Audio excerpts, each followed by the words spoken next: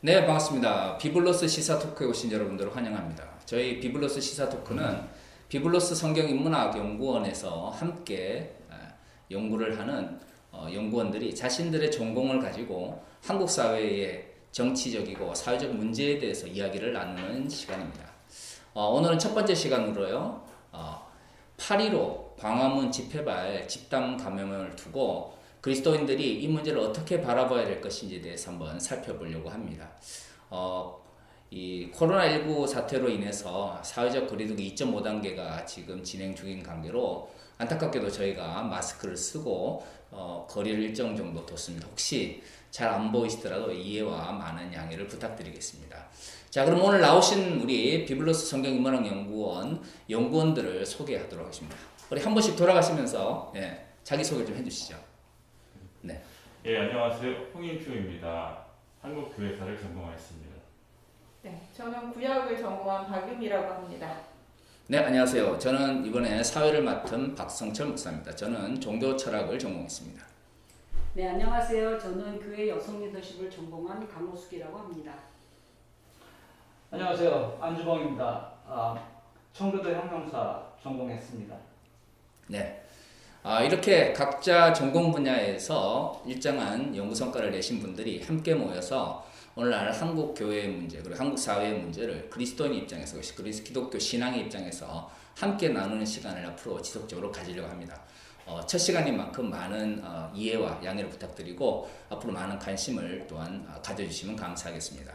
앞에서 이야기한 것처럼 8.15 광화문 집회발 집단 감염으로 인해서 한국교회가 지금 파국으로 치닫고 있습니다. 시민사회 영역으로부터 많은 신뢰를 상실했고요. 한국교회뿐만 아니라 한국사회가 이 문제로 인해서 굉장히 어려움을 겪고 있는데요. 많은 분석과 많은 비판들이 있은 걸로 알고 있습니다. 각자 전공하시는 그 전공 분야가 다른 걸로 알고 있는데요. 각 전공 분야 그리고 본인들이 지금까지 연구한 신학적이면서도 인문학적 관점 속에서 그리스도인들이 이 문제를 어떻게 바라보고 또 어떻게 대처해야 될까에 대해서 한번 이야기를 나누었으면 좋겠습니다. 우리 안종 목사님부터 말씀을 좀 해주시죠. 예, 이번 이제 8.15 광복절 집회 때 정치적인 문제도 사실 교회 목사라고 하는 분들이 참여를 하시고 사실상 주동을 하시는 모습들을 봤어요. 근데 제가 공부하면서 본 바로는 근대 역사에서 사실상 정치와 종교는 분리되는 것이 바람직한 그런 입장으로 간주되어 왔습니다. 그런데 오늘날 한국 사회에서 이렇게 스스로 목사임을 자청하시는 분들이 이렇게 참으로 적극적으로 광장에 나가서 또 사실 혼자 나가는 것도 아니고 또 개인 교인들까지 이렇게 동원해가면서 이제 이렇게 집회를 주도하는 것을 보면서 상당히 현대 민주주의가 위협받는 상황이다. 이런 상황. 그리고 이런 점에 대해서 우리 기독교인들이 한번 짚고 넘어가고 각성해야 할 필요성이 무엇보다도 큰 시점이다. 그래서 이 토론회가 상당히 기대되는 바입니다.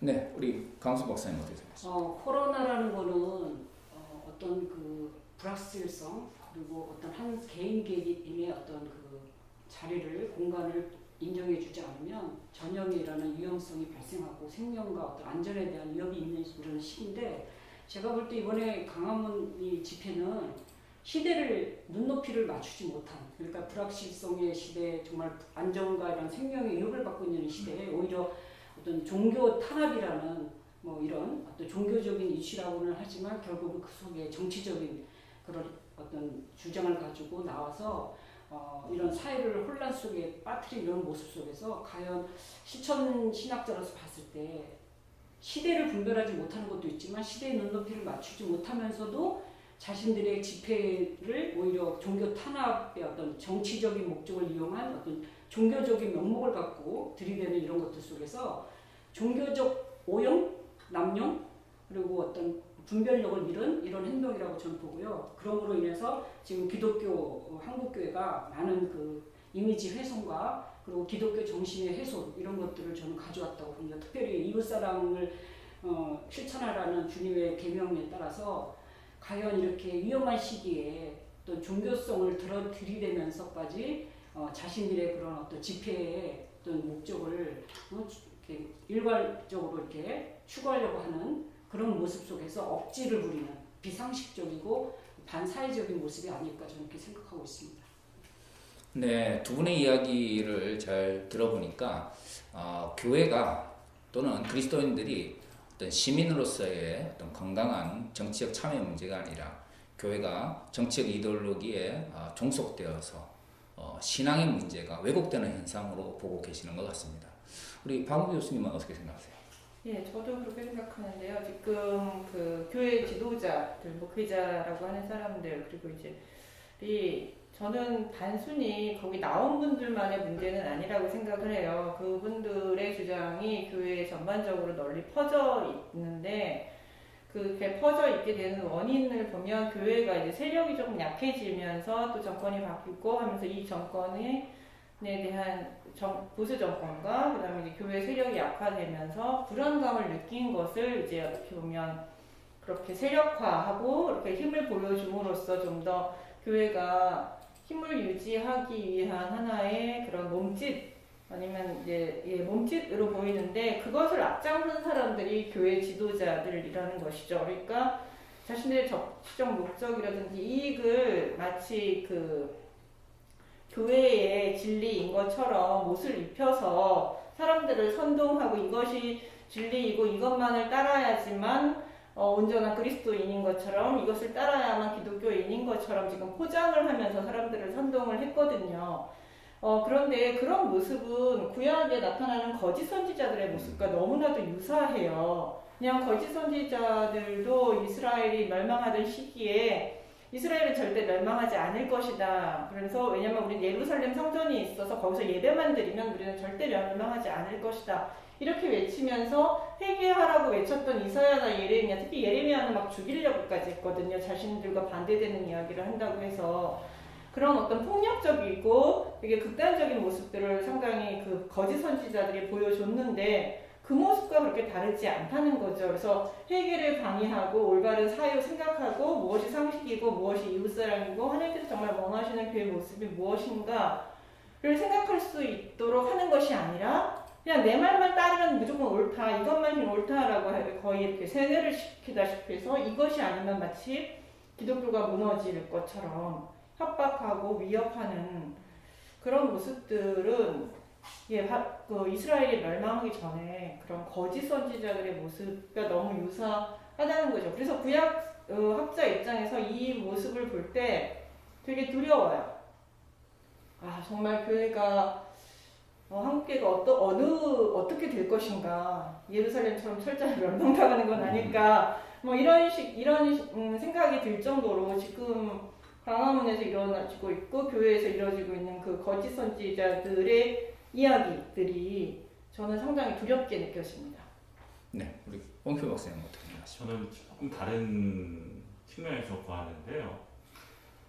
전 이번에 전광훈에게 동조하여서 광화문 집회에 참여한 기독교인들이 한국교회 주류다, 다수에 속한다라고 생각하지 않습니다. 전투적인 반공주의에 함몰되어서 극우 이데올로기와 복음을 구분하지 못하는 한국교회의 일부의 모습이라고 생각합니다. 특정 이데올로기에 함몰되면 그것이 거짓인지 참인지 구분하지 못합니다.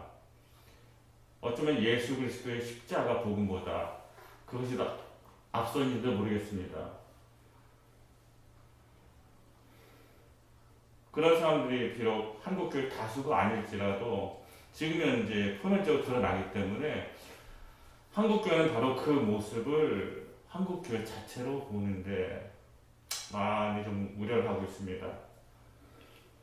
제가 듣기로는 지금 전광훈 씨를 추종하는 목회자들이 가임한 교회들이 대단히 어려워졌다고 합니다. 교회가 분열을 되고 갈라집니다. 제일 먼저 청년들이 떠납니다. 청년들 이어서 많은 교인들이 또 떠납니다. 그런데 담임 목사는 정신을 못 차리고 여전히 그러한 메시지를 선포합니다. 그분들이 말한 게 그거예요. 나라를 구하는 게 제일 중요하다. 이건 한국뿐만 아니라 미국에 있는 한인교회도 그렇다 그러더라고요. 제가 몇 년 전에 잠시 LA를 다녀왔는데 그곳에 있는 한인분들하고 대화를 해봤어요. 했더니 지금 그 문제 때문에 한인교회, 큰 교회들이 지금 분열되고 아주 큰 어려움에 처했다 얘기합니다. 물론 이것이 한국교회 대다수의 얘기는 아니라고 봅니다. 그렇지만 이번 광화문 사태는 그러한 한국교회 일부의 일탈이 굶어서 터져서 그것이 그냥 한국교회 전체의 모습인 것처럼 파장을 타는 사건이라고 저는 보고 있습니다. 네, 8.15 광화문 집회 그리고 그걸로 인해서 발생한 집단 감염 그리고 그로 인해서 한국교회가 시민사회 영역으로부터 외면을 받고 있는 이 현실은 뭐 사람들마다 그 현상에 대한 분석은 다를 수 있겠지만 그 결과는 아마 비슷할 것 같습니다. 한국교회가 큰 위기에 처해져 있고 이 위기라고 하는 것이 지금까지의 한국교회의 어떤 역사 속에서 경험해보지 못한 가장 어떤 시급한 해결해야 되는 문제가 아닌가라는 생각이 듭니다. 제가 이야기를 듣다 보니까 우리 안정 목사님께서 말씀하신 그 근대적인 종교 분리의 원칙이 지금 한국 사회에서 무너지고 있다. 한국교회가 이것을 남용하고 있다라고 말씀을 하셨는데요. 근대적 의미의 이제 종교 분리라고 하는 것이 이 한국 사회에서 긍정적인 영향을 미치기 위해서 그리스도인들이 명심해야 될 게 뭐가 있을까요? 이제 종교, 그러니까 정치와 종교를 분리시킨다는 이야기를 하면 이제 또 오해하실 수가 있어요. 그러니까 기독교인들은 정치와 무관하다. 이제 이렇게 생각하시는데 그런 얘기는 아니고, 그러니까 개인적인 시민 자격으로서는 얼마든지 자신의 정치적 입장을 표현할 필요가 있고 또 그렇게 해야 된다고 생각합니다. 그러니까 다만 교회라는 이름을 걸고 해서는 안 된다라는 입장인데 그렇게 된 이유는 정치와 종교가 일치되어 있었던 시대들이 있었죠. 그리고 지금도 또 그런 나라들이 존재합니다. 근데 그런 경우에서 대부분의 문제되는 것은 양심의 자유가 심각하게 침해를 당한다는 사실입니다. 그래서 서구 근대사에서는 그 양심의 자유가 억압되지 않는 상황이 될 수 있도록 결국 정치와 종교를 분리시켜서 그렇게 발전시켜 왔습니다. 민주주의라는 것을. 미국도 기독교적인 국가라고 표방하고 있고 뭐 대통령이 성경에 손을 얹고 취임 선서를 하고 하는 관행은 남아있을지 몰라도 적어도 헌법상으로는 정치와 종교를 분리시키고 있습니다. 영국에서는 청교도 혁명을 기회로 해서 점차 이런 관행이 굳어졌고요. 프랑스 혁명에서도 당연히 혁명 과정을 통해서 결국 양심의 자유가 선언이 되었습니다. 그 과정에서 종교가 강요되어서는 안 된다라고 하는 입장이었고요.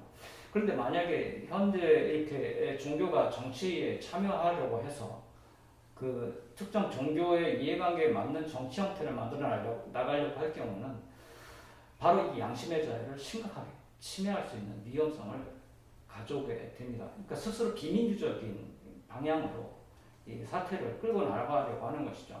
그런 면에서 상당히 위험한 상황이다.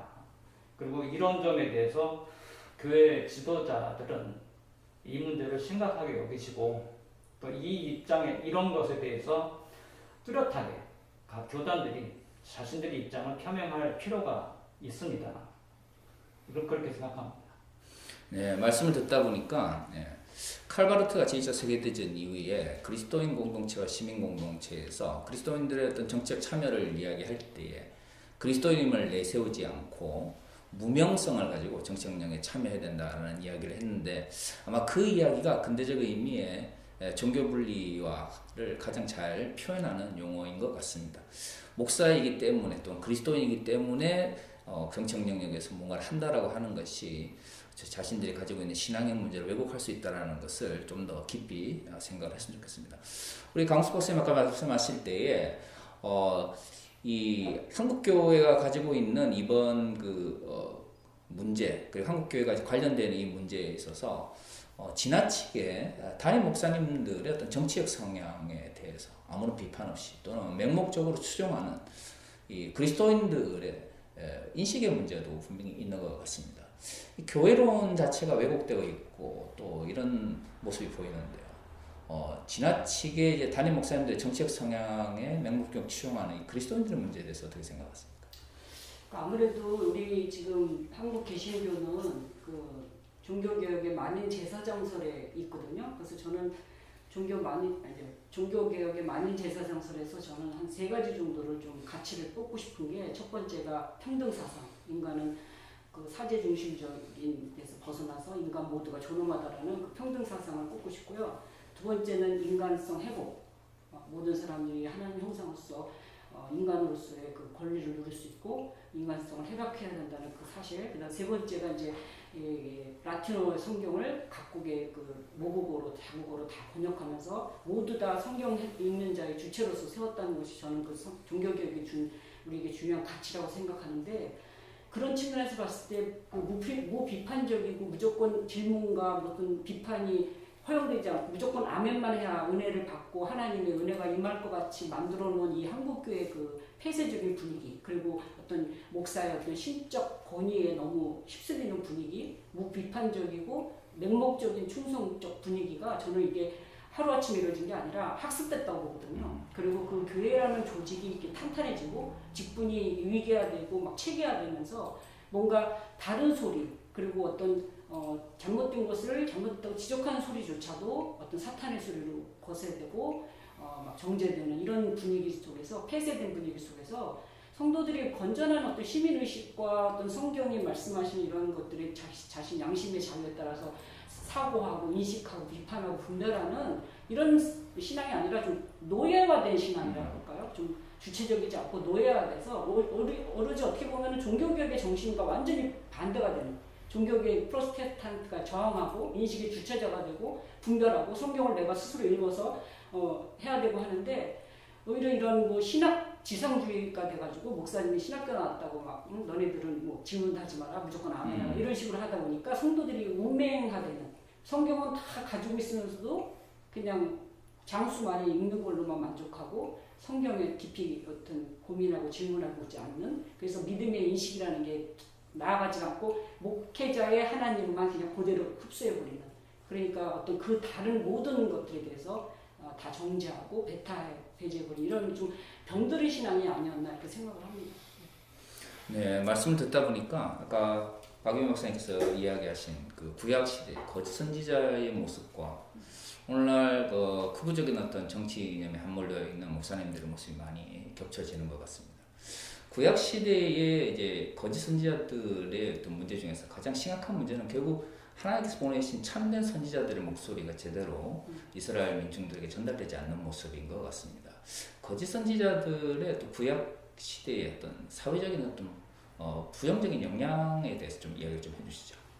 예, 그러니까 구약의 그 거짓 선지자들은 주로 이제 왕이라든지 어떤 제사장들이라든지 사회의 어떤 기득권층들과 결탁을 하고 있어요. 그러니까 거짓 선지자가 가장 준동을 많이 했던 데가 이스라엘이 이제 멸망하기 직전이거든요. 그때 사회적으로 불안한 상황 속에서 대부분의 사람들은 우리가 그러니까 참 선지자들, 미사야나 예레미야 같은 선지자들이 우리는 바벨론에 멸망할 것이고 이것이 하나님의 심판이다. 그렇지만 마지막으로 하나님께서 기회를 주실 것이니까 너희가 회개를 해라. 그렇지 않으면 멸망할 것이다라는 선언을 계속했는데, 이 거짓 선지자들은 멸망 안 한다. 멸망하더라도 2년 안에 우리는 회복될 것이다. 그러니까 우리는 하나님이 예루살렘 성전에 계시기 때문에 우리 절대 멸망할 수가 없고, 우리는 하나님의 선택받은 백성이기 때문에 하나님께서 절대 우리를 지켜주실 것이다.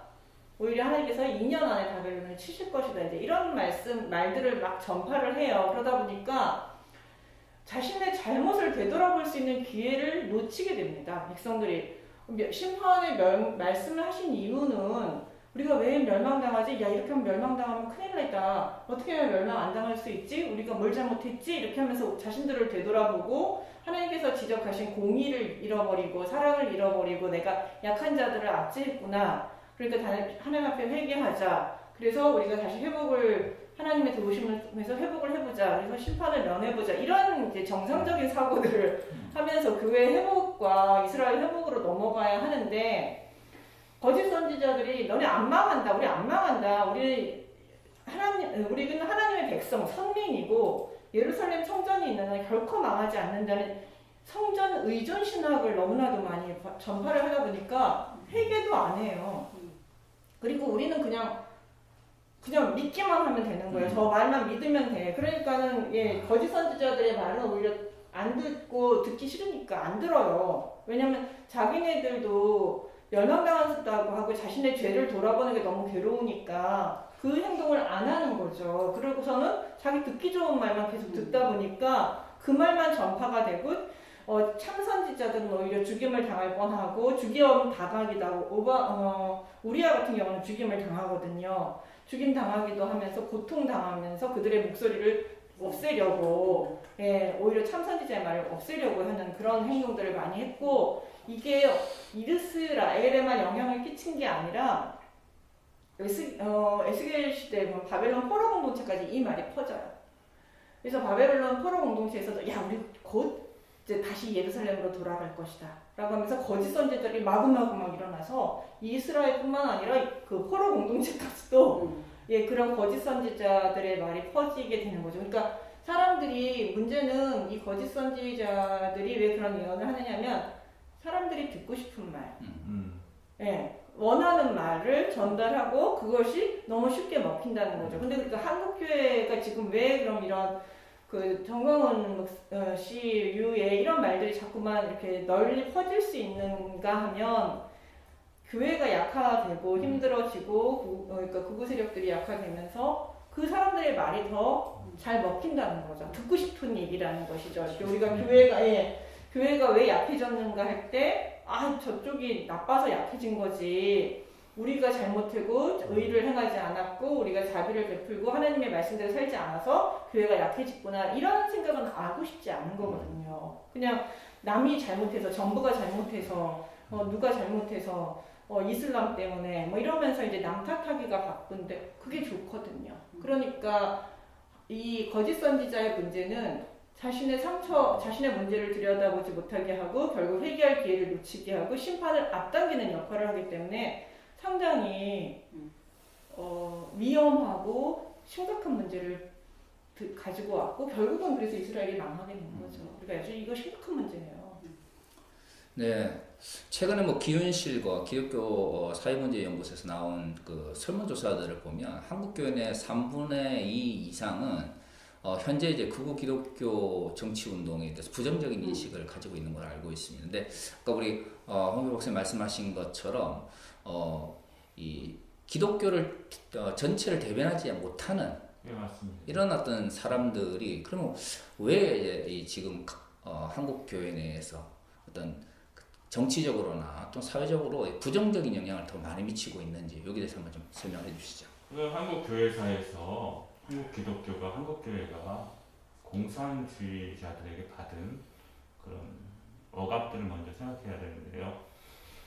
일제강점기에 만주 선교를 하신 목사님들이 공산주의자들이 상당히 잔인하게 순교를 나가셨습니다.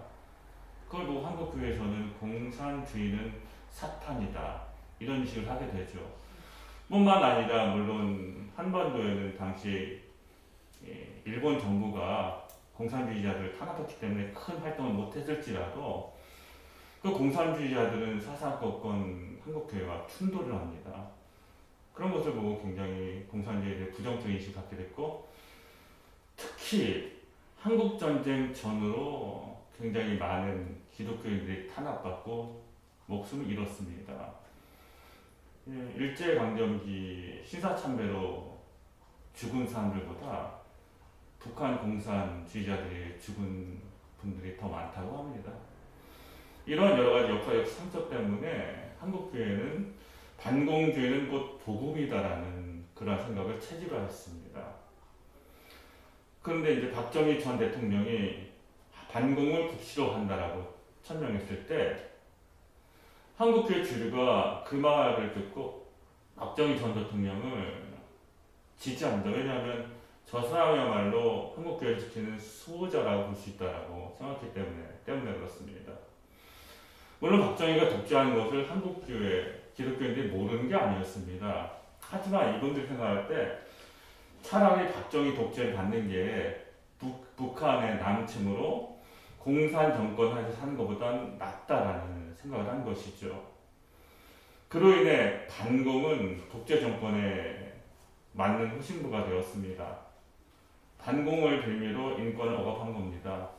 반공주의를 내세워서 이제 정적을 숙청하고 그 독재에 대해서 항거하는 사람들을 감옥에 가두고 심지어 목숨을 빼앗고 그런 일들이 많이 일어났습니다.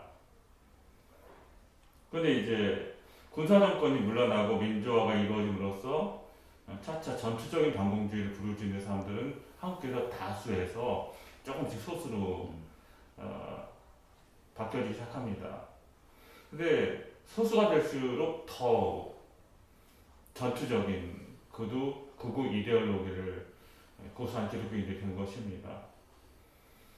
그런 소수 기독교인들이 전광훈이라고 하는 카리스마적 지도자에게 동조하는 모습을 보였습니다. 제가 볼 때 아까 이제 말씀하신 것처럼 한국교회 3분의 2 이상이 극우 이데올로기를 반대하는 것처럼 이번 사건도 한국교회 다수가 아니라 강경 극우 이데올로기 사로잡힌 한국교회 소수의 사람들에 일어난 사건이라고 보고 있습니다. 근데 저는 조금 반대 입장이 뭐냐면 그 소수라고 말할 수 없는 게 지금 교회가 대형 교회들은 원래 개척교회에서부터 지금 계속해서 교회를 일으켜온 분들이거든. 오랜 세월 동안 그분이 또 반공주의에 물든 분들이고 그리고 그런 분들이 지금 대형 교회의 목사가 되고 지금 하고 있기 때문에 그분들의 영향력이 엄청나거든요. 그런 영향력에서 네, 그래서 소수라고 말하면 안 되는 게 지금 지난주에 저 PD 수첩인가 어디서 그 나올 때 이제 그것이 알고 싶다는 거 보니까 그 뒤에 그 정광훈 목사 뒤에 막 법무부 장관까지 국정원장 전 국정원장까지 막 그 무슨 장로 김장로 있고 그 다음에 막 여기 당 대표들도 있고 다 크리스찬이죠. 그 다음에 대형 교회 목사들 우리 합동 측에도 막 한기총 했다는 목사들 다 나오고 이거는 그래서 제가 볼 때는 보통 소수라고 말하고 일부라고 말할 수 없는 부분이에요. 왜냐하면 보수 기독교가 진보와 보수로 나뉠 때 보수 기독교가 훨씬 우리 한국교회에서 더 많은 비율을 차지하고 있고요. 그분들의 입김이 엄청나거든요. 제가 여기서 조금 더 반대 의견 드릴 수 있는 게 제가 소수라고 해서 그분의 영향이 없다는 얘기를 하지 않았습니다. 상대적으로 소수라도 영향이 대단히 큽니다. 하나 재미있는 일이 있었는데 제가 촛불 집회에 굉장히 많이 나왔거든요. 어느 날 촛불 집회에서 행진을 하다가 제 뒤를 쳐졌습니다. 그때 오마이뉴스 기자가 저하고 인터뷰를 했어요. 인터뷰를 한 다음에 직업이 어떻게 되시냐고 물어봐요. 그래서 목사입니다 그랬더니 눈이 굉장히 커지더라고요. 왜 목사님 여기 계시냐고. 그분들 생각할 때는 목사님은 저기 태극기 집에 가서 목사 가운 입고 십자가 들고 행진해야 될 것 같은데 왜 목사님 여기 계시냐 이런 질문했는데 그때 제가 이런 얘기했어요. 숫자로 볼 때 이쪽이 훨씬 많습니다. 상당히 많은 선교사, 신학자, 목회자들이 이곳에 와 있습니다. 다만 이쪽 계신 분들은 드러내지 않고 개인의 자격으로 온 것이고 저분들은 소수지만 나는 목사요, 나는 기독교인이요 하고 티를 냈기 때문에 저쪽이 좀 많아 보이는 것 뿐입니다. 이런 얘기를 했고요. 또 하나 아까 왜 보수 기독교가 훨씬 많다고 그랬잖아요. 그렇게 따지면 여기 저를 포함해서 여기 계신 분들이 다 전광훈에게 동조해야 됩니다. 왜냐하면 여기 쉽게 얘기하면 진보신학교 나오신 분들이 안 계신 걸로 압니다. 다 보수신학교 나오셨는데 다 전광훈 목사에게 반대하는 목사도라고 말하기도 그렇지만 반대하는 입장이거든요. 제가 알기로는 대형교회의 카리스마적 지도자들이 목회하는 교회는 그렇다 치더라도 이렇게 소위 보수신학교를 나왔다고 하는 일반 목회자들은 대다수가 반대합니다. 그렇기 때문에 그것을 꼭 보수와 진보로 나누는 것은 저는 좀 맞지 않는다고 생각합니다. 어떻든 지금 이제 한국 교회가 가지고 있는 어떤 그 신앙적인 어떤 전통이 있는 것 같아요. 그러니까 네. 기윤실이나 기독교 사회문제연구소에서 나온 통계들은 결국 전체 그리스도인들의 어떤 의견을 이제 보여주는 것 같습니다. 하지만 일반 그 성도들이 가지고 있는 정치적 어떤 성향이라든가 어떤 정치적 성숙도의 문제와 한국 교회 목회자들이 가지고 있는 정치적 성숙도의 문제는 조금 다른 것 같아요. 지금 엄밀히 이야기를 하면 적극적으로 나서는 보수적인 교단 내 목사님들과 그리고 여기에 다른 생각을 가지고 있지만 아까 우리 강수 박사님 말씀하신 것처럼 목회자들의 어떤 권위에 도전하지 않으려고 하는 침묵하는 보수적인 성도들의 문제가 지금 이런 한국의 극우 기독교 세력을 키우는 어떤 원인이 된 것 같습니다. 우리 안주 목사님 뭐 어떤 의견을 가지고 계시는지요? 이제 내가 관련된 이제 조그만 그 카톡 단톡방에 있는 이제 그 신학대학교 이제 선후배들 그과 이야기 중에 사실 정치적 이야기가 나와서 좀 한 소리 한 적이 있습니다. 근데 이제 아무래도 현재 시국에서는 보수적인 쪽에 더 입을 많이 열어요. 그래서 이제 이 사태를 주도하려고 하는 입장이고 그런 입장에 대해서 이제 반대 입장을 가진 사람들이 조금 사실은 충돌하기 싫어서 이제 침묵하는 경우가 많습니다. 그런데 이제 이게 이제 사태가 어느 정도를 넘어섰기 때문에 이것에 대해서 이제 많은 사람들이 계속 침묵해서는 안 될 거라고 생각이 되고 사실 이제 이건 개개인의 이제 그 침묵 그룹 안에서 생기는 문제이지만 이 문제는 사실 그 교계 정치 지도자들 그러니까 각 교단에서 사실은 뚜렷하게 이런 문제가 불거졌을 때 자신들의 정치적 입장을 선명하게 밝히는 게 필요해요. 그래서 일반 그 성도들에게 어떻게 대응해야 될지에 대한 일종의 그 판단의 기준들 이런 것들이 제시되어야 일반인들 개인들 차원에서 괜히 왈가왈부 할 필요가 없고 좀 정리된 입장 나가는 그런 조치가 필요한데 지금 현재 상황에서는 오히려 그 수면 아래에서는 시끄럽고 꼭대기에서는 고요하고 한 이런 상황이라서 이게 더 오히려 사태를 안 좋게 만들어 간다고 생각합니다. 거기서 말해야 된다는 거. 총회 같은 데서 정리를 좀 해줘야 된다는 거죠. 정광훈 그래. 측하고 광화문 측하고 이제 총회에서 정리를 좀 해주고 우리는 그 사람들과 다르다 해서 선긋기를 딱 해줘야 교회가 좀 정리가 될 텐데 그 윗선에서 정리를 안 해주고 지금 입장 발표를 안 하니까 치열하게 어떻게 보면 밑에서 그냥 싸우고 있는 그런 모습을 보이는 거겠죠. 이번에 고무적인 일이 하나 있었는데 한기총에서 사과문을 발표하면서 정광훈 씨하고 선을 긋고 그동안 저희가 편가르기해서 죄송합니다 이런 얘기를 해서 저는 이 편가르기해서 죄송합니다라는 말에 굉장히 큰 인상을 받았는데 맞아요. 편가르기 했거든요. 나와 다르면 공산주의고 빨갱이고 근데 그것을 고백했습니다. 물론 진정성을 얼마나 봐야 될지 모르겠지만 일단 그렇게 한기총에서 발표한 거에서 조금 기대를 가져보고 싶습니다. 저는. 근데 한기총은 원래 태생이 지금 극우적인 경향으로 알지요. 시작을 해서 네. 근데 그런 고백을 하기까지가 쉽지 않았을 겁니다. 네네. 극우 정치 세력의 문제는 참 심각한 것 같습니다. 독일 같은 경우만 봐도 한 7%에서 12% 정도 해서 지금 현재 독일 내 이제 네오나치라고 불리는 AfD라고 하는 독일 대한당이라고 하는 나치즘을 주장하는 정당 같은 경우 이제 7%에서 12% 정도 이제 지지를 받고 있는데요.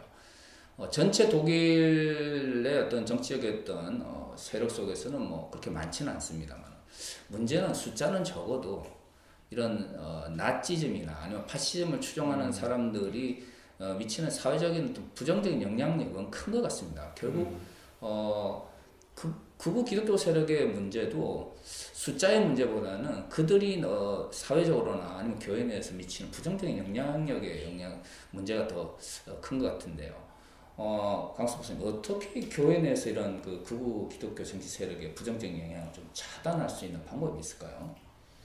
뭐 목회자들이 그 정치인들이 교회 오면은 예배 중에서도 막 단에 세워가지고 하는 그런 것들을 저는 이제 봤을 때 옛날에 되게 기분 나빴거든요. 왜 하나님께 예배하고 목숨 건다는 사람들이 왜 정치인들 오면 그렇게 뻑뻑 죽는지. 그러니까 이제 너무 그 교회가 목회자가 너무 정치화되니까 교인들은 이제 목사한테 맹종하다 보니까 따라갈 수밖에 없고. 그런데 저는 그렇게 생각해요. 우리가 양심의 자유를 지금 저도 교회 헌법을 우리 합동교단의 교회 헌법을 보니까 양심의 자유를 제일 먼저 언급을 하더라고요. 교회에서도 이 양심의 각 그리스도인들의 양심의 자유를 저해할 수 없다 이렇게 나왔기 때문에 이런 우리가 그 시민 하나의 또 교인이지만 또 시민으로서 또 우리 대한민국의 국민으로서 각자 그 어떤 지지하는 정당이 있을 거 아닙니까? 뭐 보수 야당을 지지하든지 뭐 여당을 지지하든지 정의당을 지지하든지 녹색당을 지지하든지 그건 성도들이 자신의 믿음에 따라서 다양성 있게 할 수 있도록 목사가 거기에 대해서 왈가왈부하고 그걸 정해주면 안 되고요.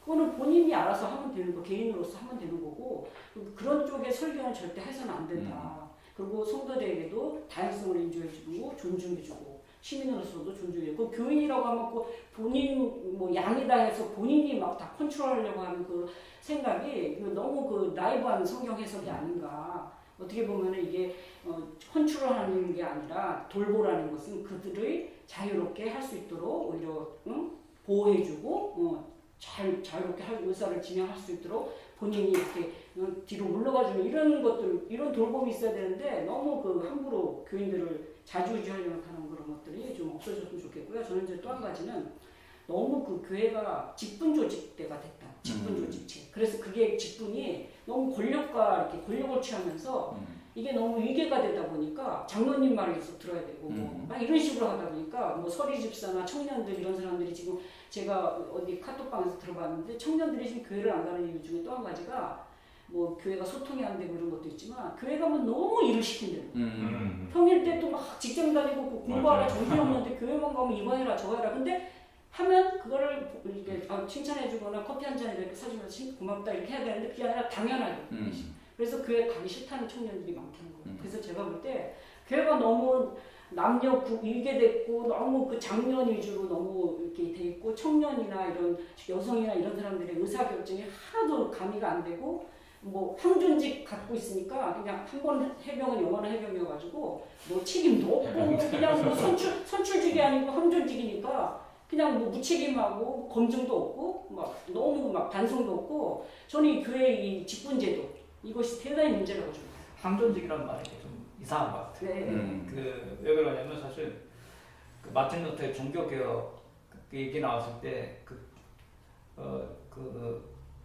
독일 귀족들에게 고함이라고 하는 책에서 보면 그 성직자도 그러니까 만일 제사장령 원칙에 의해서 그가 그 직을 유지하는 동안에서만 그 성직자가 거기서 안 하게 되면 일반 시민하고 똑같은 거다. 이런 얘기를 했어요. 이제 그런 취지를 살린다면 교회 그 직 명칭에다 항존직이라고 하는 명칭을 사용한다는 것 자체가 좀 개신교적, 그러니까 종교개혁적 취지하고는 엇나가는 명칭이라고 생각을 해요. 그러니까 항존직은 있을 수 없는 거죠. 원래는. 어떻든 한국교회가 가지고 있는 근위주의적인 어떤 그 분위기가 어떤 교회의 이런 구조 혹은 이런 직분의 문제에도 굉장히 많이 부정적인 영향을 미치고 있는 것 같습니다.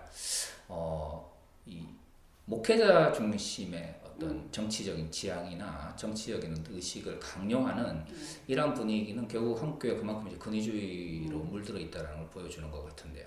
말씀하신 것처럼 성서에 대한 새로운 이해를 통해서 이런 근위주의의 문제를 좀 해결할 필요가 있는 것 같습니다.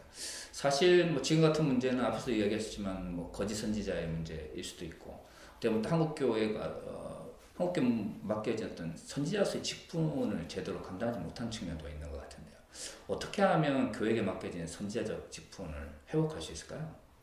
그러니까 교회가 지금 그 공교 정교회성, 그 시민사회 속에서 우리가 공적 임무들이 있잖아요. 교회가 가지고 있는 그런 공적 임무들에 대해서 우리가 많이 잊어먹은 것 같아요. 물론 지금 그 박승철 박사님 앞에서 제가 주름지 없는 거긴 하지만 선지자들이 그 복음을 전할 때 개인 구원이라든지 교회만의 구원, 이스라엘만의 구원을 얘기하지 않았거든요. 항상 그 공의와 정의와 그 다음에 하나님에 대한 율법에 대한 그리고 하나님에 대한 율법도 항상 공의와 정의와 이웃에 대한 사랑이 같이 갔어요. 그래서 너희들의 착한 행실을 보고 너희들이 제사장 나라로서 선택된 이유가 주변 나라들이 너희들을 보고 내가 저 하나님 백성이 나도 되고 싶다 이렇게 보고서는 나도 보도록 모범이 되는 삶을 살라고 말씀하셨는데 이건 신약의 개념과 같거든요. 빛과 소금의 직분을 함으로써 너희 착한 행실을 보고 그리스도를 알고 복음으로 들어오게 하는 역할을 하라고 말씀하신 거는 그게 교회의 대사회적인 기능이에요. 그러다 보니까 교회는 그 시민사회가 가지고 있는 그 시대에 맞는 공의와 정의의 개념에 맞추어서 같이 성장을 해야 되고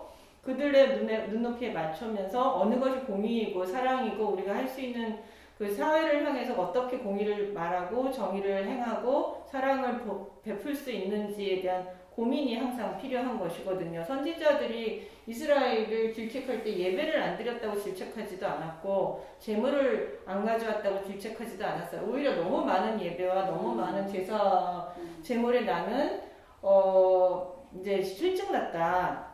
이게 오히려 나에게는 짐이다 라고 말씀하시면서 이사야 1장에서 하나님이 그 언약 파기를 할 때 나온 첫 번째 일성이 바로 그것이거든요.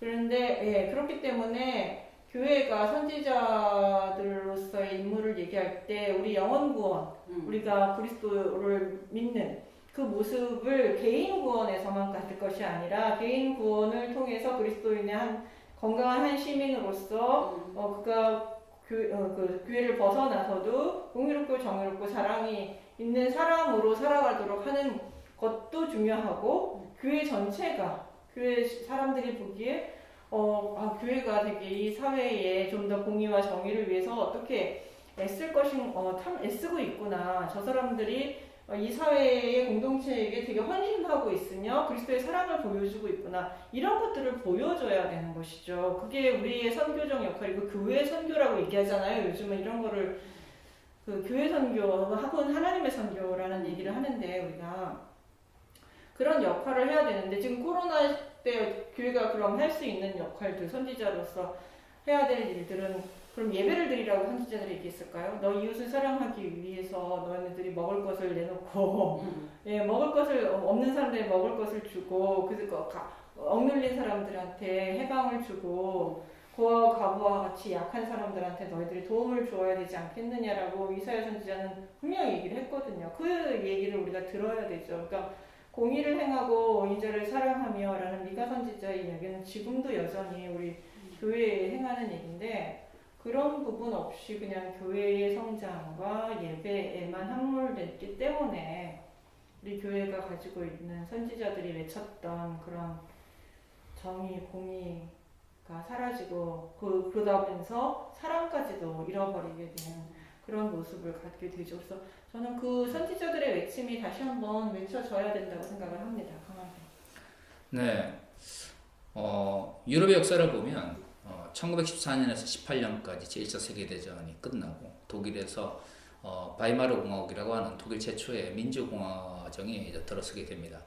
하지만 1933년에 독일에서 나치당이 정권을 잡으면서 1934년에 글라이스할퉁스 폴리틱이죠. 획일화 정책을 통해서 본격적인 이제 독재가 시작되는데요. 1918년부터 33년까지 한 15년 정도의 독일 사회를 이제 보면 적극적으로 나치당에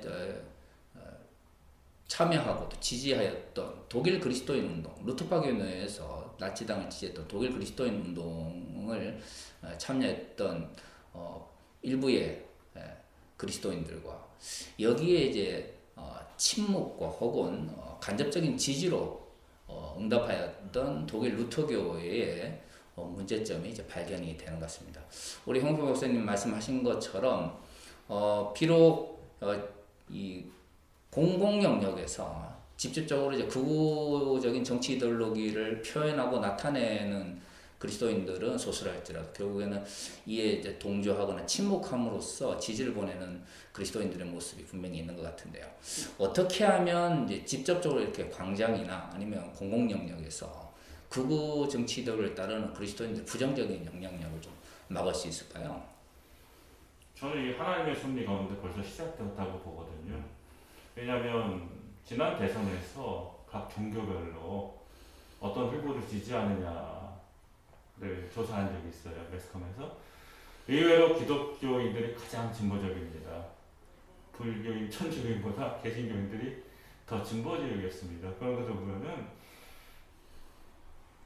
표면적으로 보이는 한국 개신교와 심적인 한국 개신교가 다르다는 걸 알 수 있고요. 그리고 이제 앞으로 광장에 어떻게 영향을 끼칠 것이냐, 이것보다는 저는 앞으로 한국 교회의 전망에 대해서 한번 좀 말씀을 드려보고 싶은데, 이번 사태로 많은 분들이 한국 교회의 미래를 부정적으로 생각합니다. 이제 교회는 망했다라고 보기도 하지만 저는 여기서 희망을 봅니다. 왜냐하면 이번 사태를 계기로 한국 교회가 극우 이데올로기와 신앙이 양립할 수 없음을 절감하고 상당 부분 벗어날 것이라고 보기 때문입니다. 저는 2014년 4월 16일에 발생한 세월호 사건을 기점으로 한국 교회가 극우 이데올로기로부터 상당히 벗어났다고 생각합니다. 그동안 주일 한국 교회는 이데올로기를 표방한 정권을 지지해 왔지만 세월호 사건이 일어났을 때 이 정부가 학생들의 목숨을 살리는데 무능했을 뿐만 아니라 그 책임을 숨기게 급급한 것을 다 목도했습니다. 그것을 보고 이것은 이데올로기는 좀 멀리 있는 거지만 내 자녀 문제잖아요. 내 자녀 생명 문제는 바로 내 옆에 있는 것이기 때문에 이것을 보고서 많이 기독교인들이 생각을 달리했을 거라고 보고요. 아까 말씀드린 것처럼 수년 전 촛불 집회 때 목회자를 포함한 수많은 기독교인들이 참여했던 것은 그것을 반증한 것이라고 봅니다. 이번 코로나19의 광화문 집회 사태는 한국교회가 극우 이념과 결별하는 또 하나의 큰 계기가 될 거라고 생각합니다. 지금 당장은 어렵지요. 굉장히 비난받고 있고요.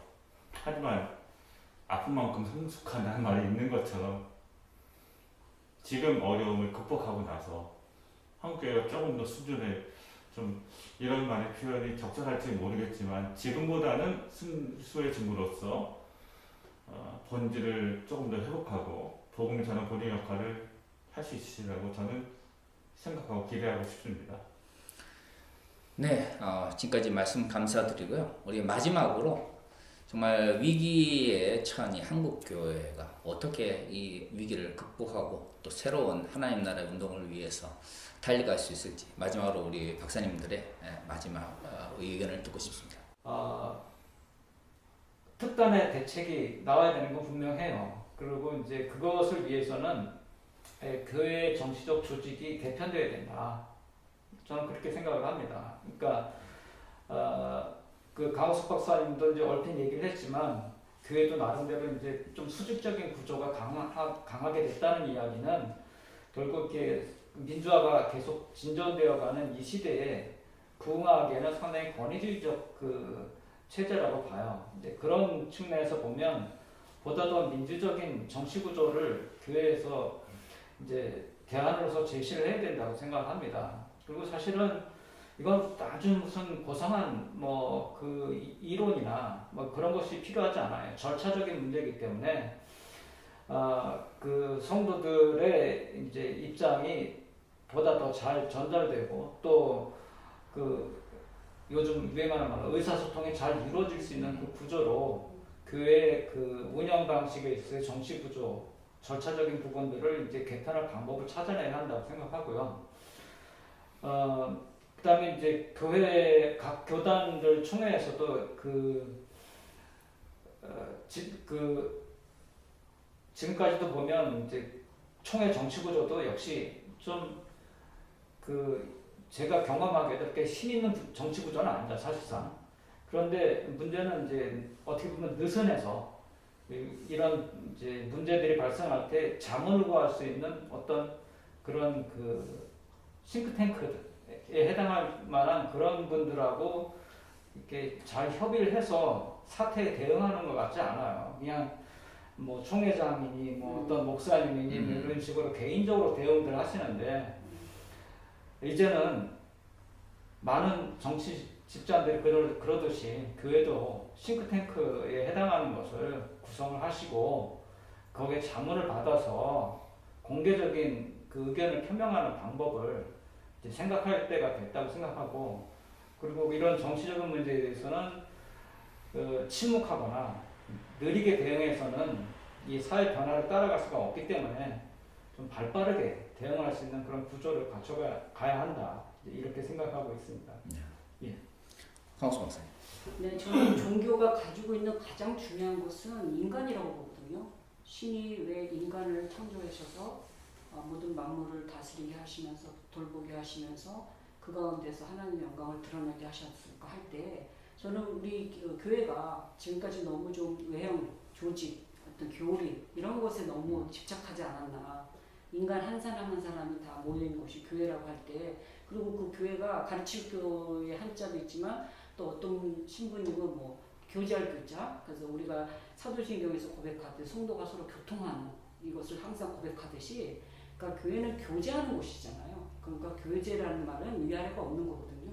서로 친교하고 평등하게 그래서 인간성을 존중해주고 인간성 실현과 인간의 어떤 생명의 존중성 그런 것들을 좀 포커스로 좀 이번 코로나 이후에 한국교회가 좀 그런 데 눈을 떴으면 좋겠고 두 번째는 이제 어떤 우리가 이제 맨날 모이기를 힘쓰는 어떤 그런 교회에 이런 것에 이제 포커스를 뒀다면 코로나 시대 이후는 모여서는 오히려 더 죽을 수밖에 없는 서로가 해칠 수밖에 없는 그런 것이 되기 때문에 흩어지는 교회로서 그리스도인의 향기로서 각각 개개인이 뭔가 이 사회에 이 어떤 자기가 살고 있는 곳에서 그리스도인으로서 좀 향기를 바라고 좀 이웃을 위해서 자신이 뭔가 좀 절제하고 좀 양보하고 간용을 베풀 줄 아는 그리스도의 정신을 실천할 수 있는 좀 그런 있는 어떤 하나 개개인의 향기로서 좀 그런 그리스도인들이 좀 새롭게 경각심을 갖고 반성하면서 내가 어떻게 그리스도인으로 이 세상에 지금 살아가야 하고 이 코로나 시기에 살아가야 할 것인가를 좀 깊이 고민하고 반성했으면 좋겠습니다. 네, 박사.